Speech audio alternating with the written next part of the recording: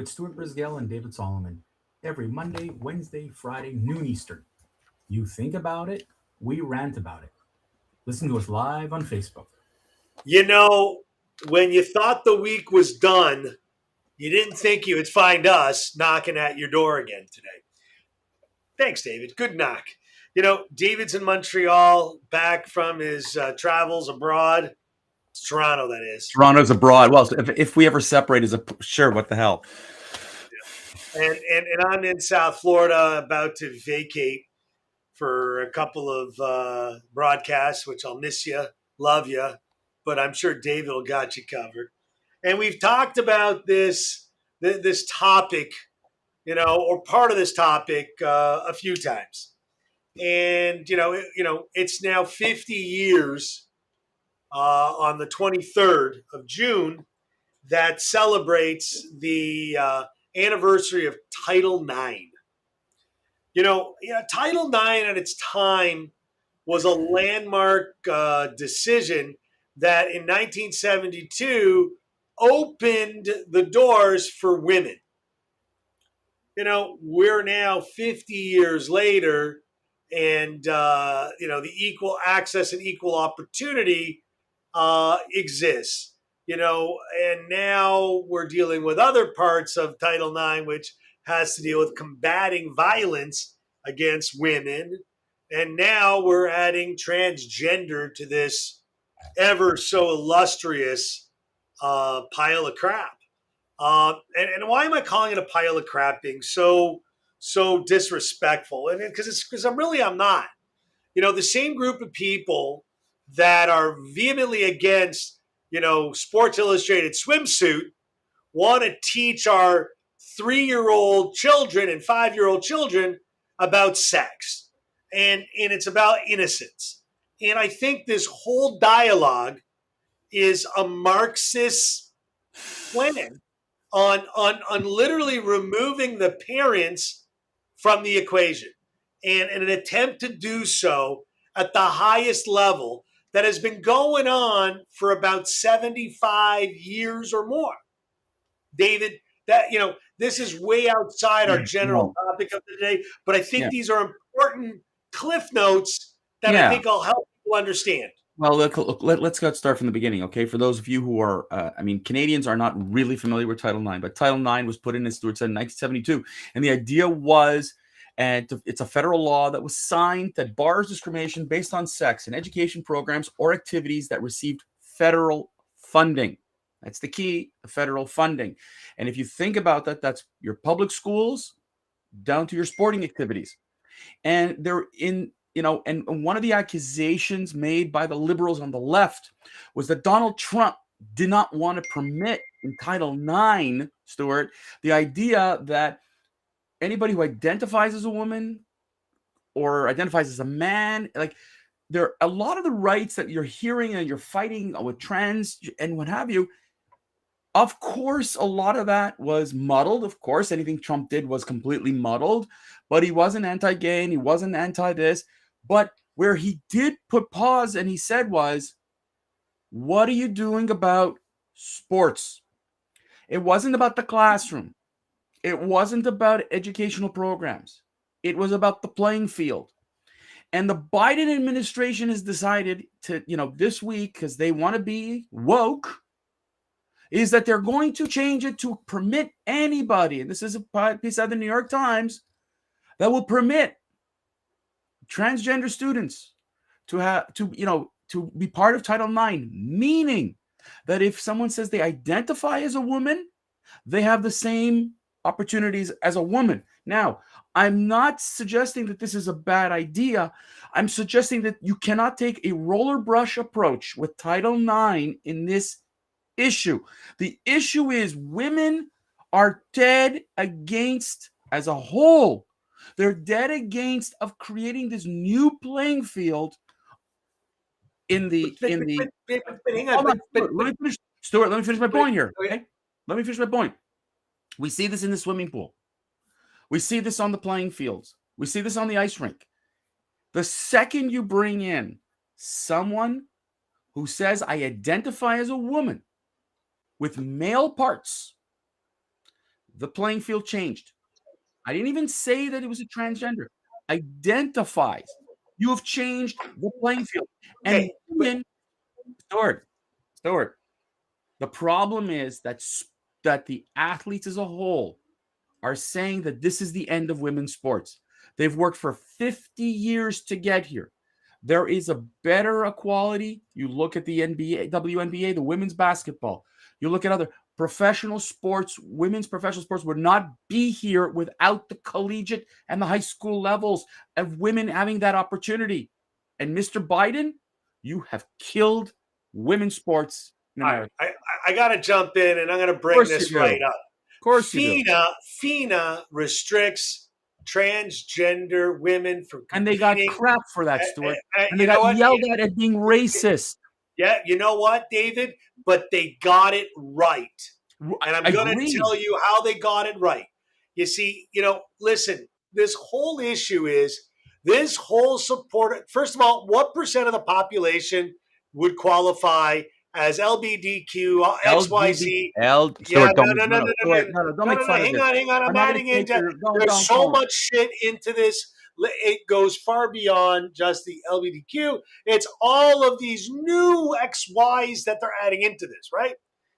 Less than 1.5% of the world's population fit in this category.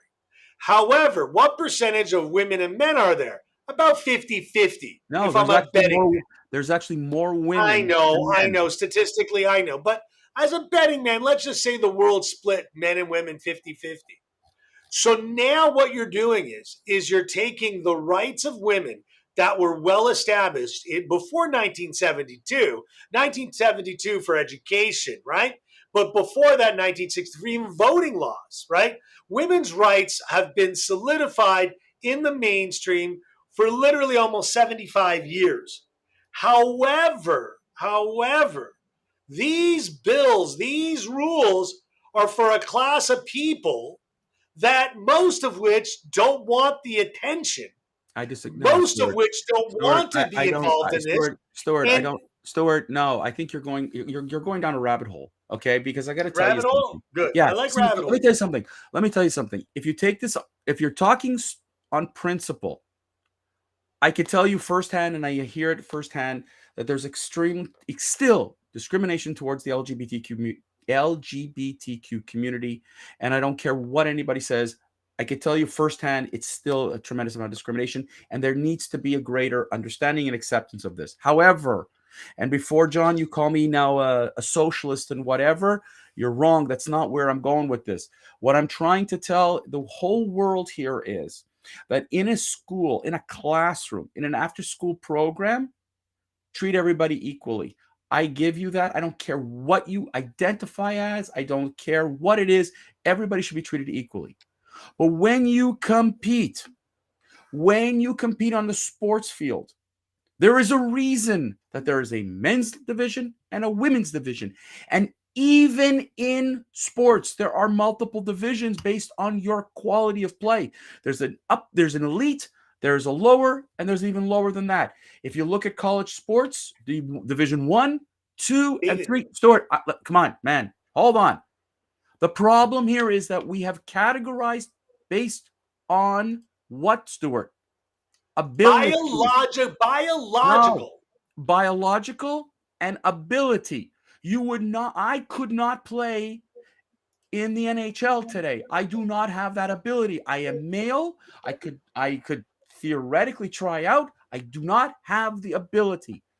The reason we do not have one sport where there's a combined of men and women is a physical ability to compete. And what has happened here is that for a very small percentage, 50% of the population, women today are considered the biggest minority. They're discriminated against. And if they are not supporting this movement, if they're not supporting this ideology on the playing field, they're racists. And this is the problem what the left has done. Okay? They're going to yell at your face because you're not progressive enough, that you are not helping a very small percentage. We are going to hurt the half the population or close to half the population to satisfy on a playing field a small percentage. But you're also forgetting another thing, and this goes now to the education, this whole Biden Marxist strategy, is the whole purpose of kids is innocence. I'm going to tell you a quick story, David, and I'm going to take a bit of this time. I was out with my wife and two of the three kids, the girls, and the girls called me, I'm sexist. I says, oh, really? Because I open the door, I pay the bill, I hold the bags, I let you walk first through the door, I walk on the side of the carriage. I said, so I'm sexist. This is what the two 13-year-old girls. Then one of the 13-year-old girls says, yes, you're also white privileged. Okay. Really? What does that mean? Okay. My other daughter was talking about LGBTQ, right? LGBTQ. LGBTQ. You just type it in there for me so I don't screw up the letters. Okay? And I'm thinking to myself going, wait a minute. What have I said that would lead you to believe that I'm anti anything? And I'm not. I'm about common sense.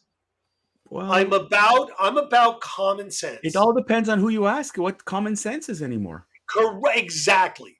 And the same person that claims common sense is about teaching children about gender neutrality or white privilege or being able to compete because I feel like I'm a dog, I should be able to compete at the Breeders' Cup. Now, some of you may call me a dog, but I don't have the right to compete at that level in that arena because I feel like I'm a poodle.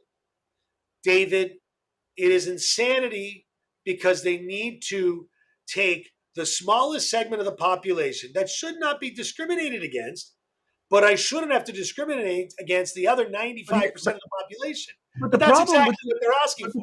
But that's what the argument is. You're either with me or you're against me, right? Yeah. It's never anything more than that. And for me, I just sit there and I'm going, look, I'm not, to say I'm against LGBTQ, absolutely not. Okay. What I'm saying here is that, you don't want to create a third category because that's discriminatory. But you know what's really funny? People are hazing FINA for saying the restrictions. Do you know that they added to world competition a relay of men and women? So you have a relay of all men, a relay of all women, and now you have a relay of men and women. So the opportunity to compete together and be inclusive doesn't mean you have to step on the rights of someone else. So, David, the whole concept is I must step on every woman to promote every man that says he feels like he's a woman is not a solution to the problem. You're just exacerbating now two problems. What you've created, no, what we're saying I'm here. right. Listen, what you said about being a gentleman, whatever. In my mind, I'm right.